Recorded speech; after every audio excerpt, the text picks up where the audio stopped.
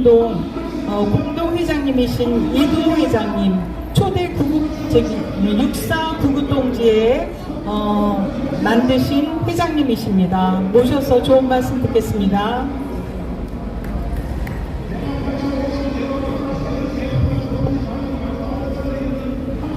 웰컴! 소개받은 자유소국민운동 공동대표 이두호입니다. 한동훈의 국정개혁 읽기 어떤 숨은 뜻이 있는가 해설이 좀 필요합니다. 유튜브나 다른 방송에서 얘기를 하고 있지만 나름대로 제 의견을 주관적인 의견입니다만은 말씀드리고자 합니다. 우선 검수 원폭 검찰 수사 원상 회복 됐느냐 안 되느냐 지난 9월 1일날 차관회의 통과했어요.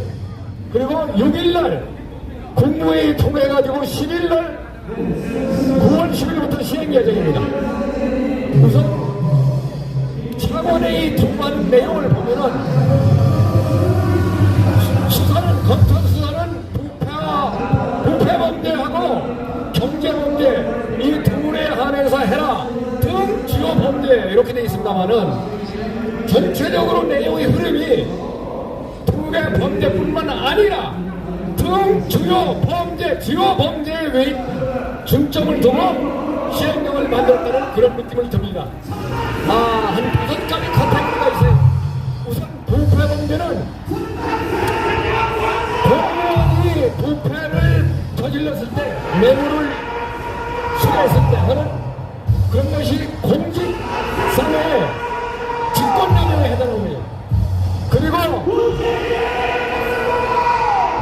문서를 조작한다든가 이런 여하튼 공직자의 주요 범죄가 직권남용인데 이건 부패범죄에 포함시켰다.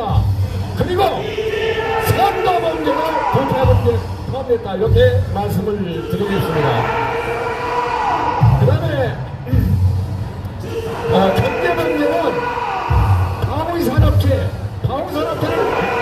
기업체니까 당연히 경제범죄다. 그래서 방위산업체 범죄를 경제범죄에 포함됐다. 이 두 가지를 말씀을 드리는데 이 두 가지는 지금 뭔가 등 시행령이 정하는 주요 범죄 또 처음에는 부패 범죄, 경제 범죄 중 주요 범죄 이렇게 됐었는데 요 중위에 따르게 중요하고 중위에 따르더라도 선거 범죄, 공직자 범죄, 직권남용은 저는 들어간다고 보는 겁니다.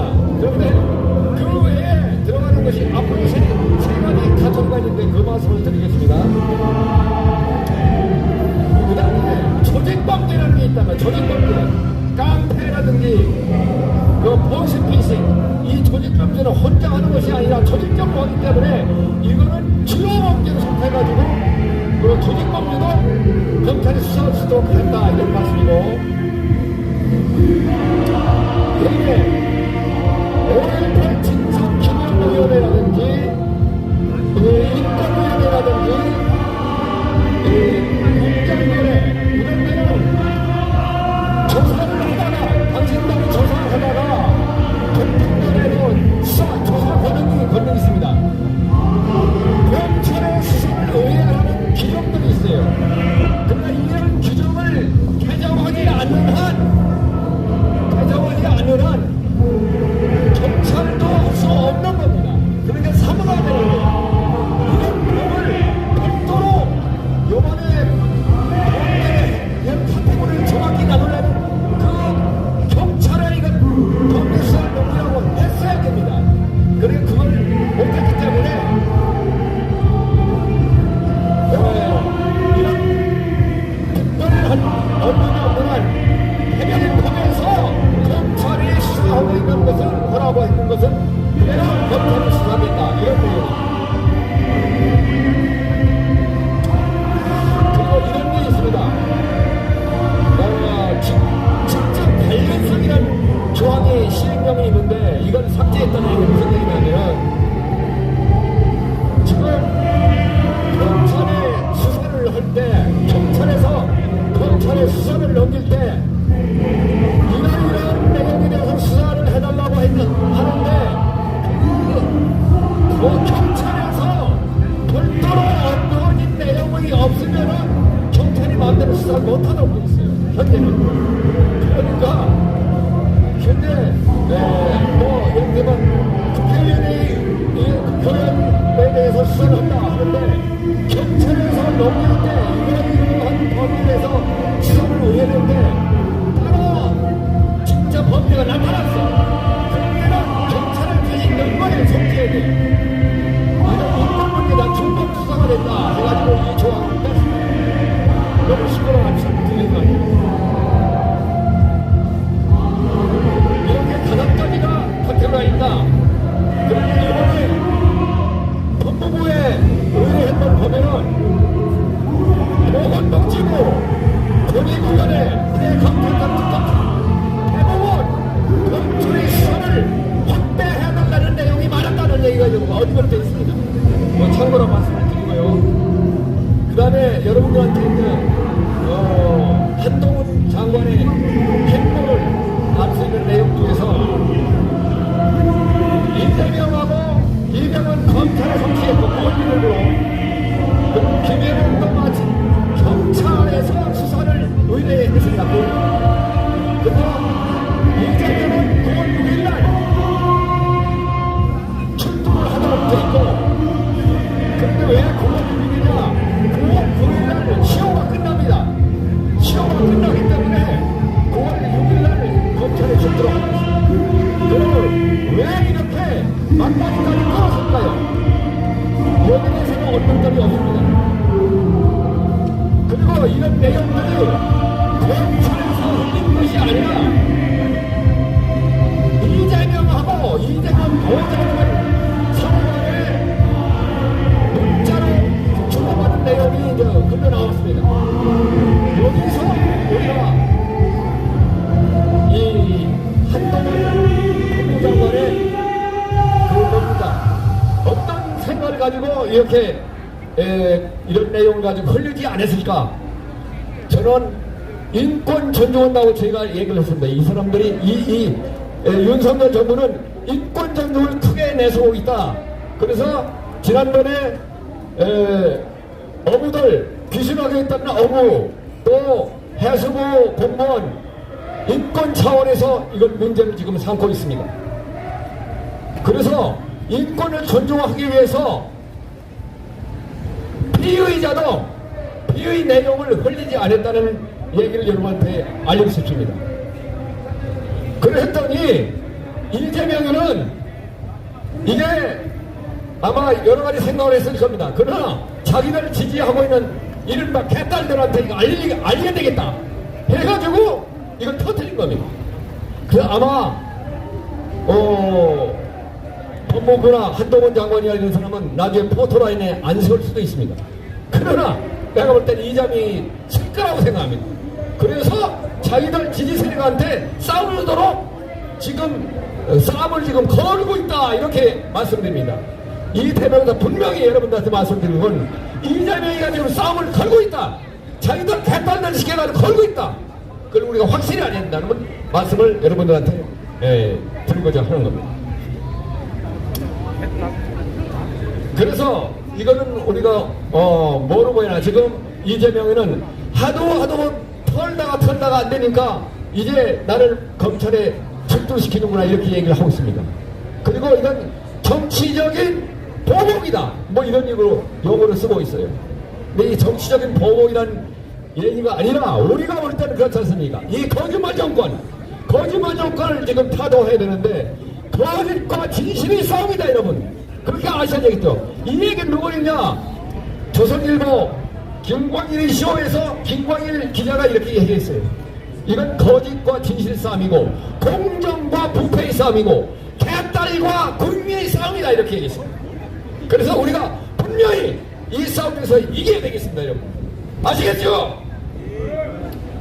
그 다음에 이건 딴 얘기입니다만은 지난 8월 30일이 한중 수교 30년이 됐습니다.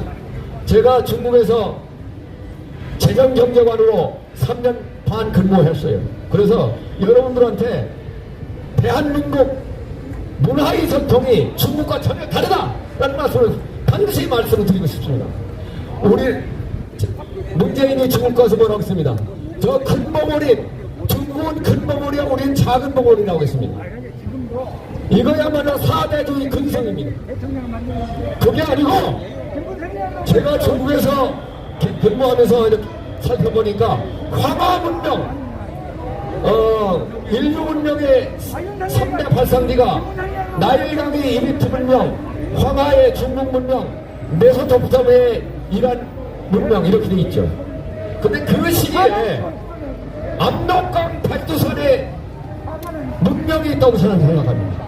가서 보니까 우리 인류가 사는데 황하 지역은 강만 있지만 바다가 있고 산이 있고 물이 있고 인류가 아주 살기 좋은 생태계가 있더라 이게. 그리고 황하 문명의 그 유적지가 지금 북경 유인원이라 가지고 50만 년이 돼 있다. 서기 전 50만 년이라고 하는데 평양 일대의 백두산 일대의 유인원은 100만 년이라는 얘기도 있습니다. 이건 아직 확정이 안 된 것이지만 중국 문화 이전에 백두산 문화가 있다는 것을 여러분들 아셔야 되겠다. 그래서 우리는 작은 봉오리가 아니라는 걸 분명히 아셔야 됩니다. 그리고 제가 3년 반 동안 근무하면서 느낀 것은 중국은 한마디로 해서 음양의 문화, 음양, 동계, 음양. 우리는 천지인, 선지인, 삼합의 문화야. 그래서 뭐든지 훌륭하게 된다면 천지인 합인이 돼야 돼. 이게 천공역에서 나온 얘기입니다. 그렇기 때문에 우리는 뭐가 안 뭡니까? 다른 사람한테 부조를 할 때도 3만원, 5만원, 5만원 중간인가 좋고요. 3만원, 아니면 2만원이면 실수했다고 생각해. 중국 사람들은 반대로 3만원 실수했다고 생각합니다. 2만원, 4만원, 6만원, 8만원 이렇게 나옵니다. 짝수로. 그게 음양의 짝수구나. 예를 들면 전화번호를 불러줄 때 우리가 010, 저 사람은 또 코드 번호가 앞에 있습니다. 010하고 제가 9가 있는데 0109 해야 받아설 수가 있어요. 0109 해야 받아설 수가 있다. 저는 처음에 0109가 코드 번호인 줄 알았어요. 앞에. 그런데 거기도 마찬가지로 앞에 세 자리는 코드 번호가 따로 있는데 불러줄 때 0109 그리고 그 사람들 중간중간 띄어쓰지를 안 해요. 우리는 010 이렇게 띄어쓰지 않습니까? 띄어쓰고 쫙 붙였어요. 그리고 불러줄 때 네 자리 수, 네 자리 이렇게 불러줍니다. 이게 바로 중국의 짝수 문화다. 우리는 홀수 문화. 그래서 조금 제가 확대해서 그러면은 우리 방탄 그 소년단 있죠. 소위 한류의 문화가 세계적으로 우리가 으뜸을 차지하는 이유는 뭐냐 하면 그 사람들은 도로또풍이야. 두 박자, 사 박자야. 일본도 그렇지 않습니까? 재미가 없어. 변화가 없어. 우리는 우아해. 월츠풍이야. 쿵작작, 쿵작작. 이 월츠풍이기 때문에 변화가 있고 율동적이 그렇단 말이야. 그러니까 우리 소년단이 가서 춤을 추구나 하면은 깜짝 놀라는 거예요. 야, 이거구나. 그래서 우리의 삼박자 문화, 천지인 문화가 중국을 압도하고 앞으로 중국을 제패할 것이다. 문화적으로 제패할 것이라는 걸 여러분들한테 감히 선언합니다. 네. 그래서 우리는 분명히 중국의 이 중간 문화가 아니었다는 것을 확실히 알아야 된다. 적어도 중국 사람들하고 업무를 하든지 할 때 그 사람들한테 문화적으로 우리는 타인보다 앞서 있다. 그리고 이 인류가 분명한 발전할수록 문화가 더 중요성이 올라간다. 그렇게 분명히 우리는 아셔야 되겠습니다. 타너 스님이 그런 얘기했어요. 대한민국이 머지않아 당신들 젊은 세대 그러니까 앞으로 100년 안에 예를 들면 그랬습니다. 100년에 앞으로 세계의 으뜸이 된다.